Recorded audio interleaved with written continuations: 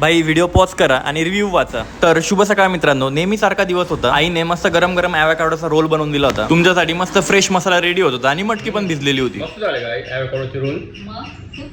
हसत हसत सुंदर वातावरणाचा आनंद घेत मस्त हॉटेलला निघालो. हॉटेलला आलो, फटाफट सामान उतरवलं आणि हॉटेलमध्ये जाऊन पटकन पहिल्या पातेल्याची तयारी केली. आल्या आल्या 20-25 मिनिटात पहिले छोटं पातेलं रेडी करून घेतलं आणि कस्टमर पण सुरू झाले. हा व्हिडिओ शनिवारचा आहे आणि तो व्हिडिओ एवढा लेट पोस्ट करण्यामागचं कारण मी पुढे नक्कीच सांगेल. पहिल्या अर्धा तासातच छोटं पातेलं खाली जायला लागलं, तोपर्यंत मस्त मोठं पातेलं पण रेडी झालं होतं. मित्रांनो, सोशल मीडियामुळे आपण खूप लांब लांबच्या लोकांपर्यंत पोहोचतोय आणि वेळात वेळ काढून तुम्ही प्रत्येक जण हॉटेलला पण येत आहेत आणि जवळपास 95% लोकांना मिसळ आवडते पण आहे.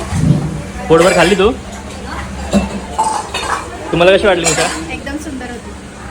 बाहेर उभा असलेल्या गर्दीमध्ये जेवढी नवीन लोकांची संख्या आहे तेवढी सेम संख्या रिपीट कस्टमरची पण आहे. स्पंदन मिसळ हे नाव चर्चेत आणण्यासाठी सोशल मीडियाची 100% मदत झाली. पण तितकंच महत्वाचं होतं की हॉटेलमध्ये प्रत्यक्षात पण मी ऍक्टिव्ह राहणार आणि जे की मी 101% असतोच. आपल्या स्पंदनची मिसळ एक नंबर व जगात भारी तर आहेच, पण प्रत्येकालाच ही चव आवडेल असेही नाही. मग काय, 2 जणांनी आज त्यांचा खरा अनुभव गुगल वरती शेअर केला. मग रिव्ह्यू वाचून डायरेक्ट मूडचा बुगा. कशी होती टेस्ट?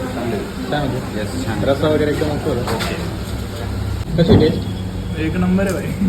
सौरभ कशी टेस्ट? एक नंबर नक्की का? एकदम भारी. As a hotel owner review वाचून काही गोष्टींनी डायरेक्ट मन दुखवून टाकलं. मग काय, लगेच फोन काढला आणि बसलेल्या प्रत्येक कस्टमरला खरा रिव्ह्यू विचारला. यातल्या कोणालाही सांगितलं नाही की तुम्ही स्पंदन मिसळ बद्दल चांगलंच बोला. कशी होती टेस्ट? एक नंबर खतरनाक टेस्ट होती.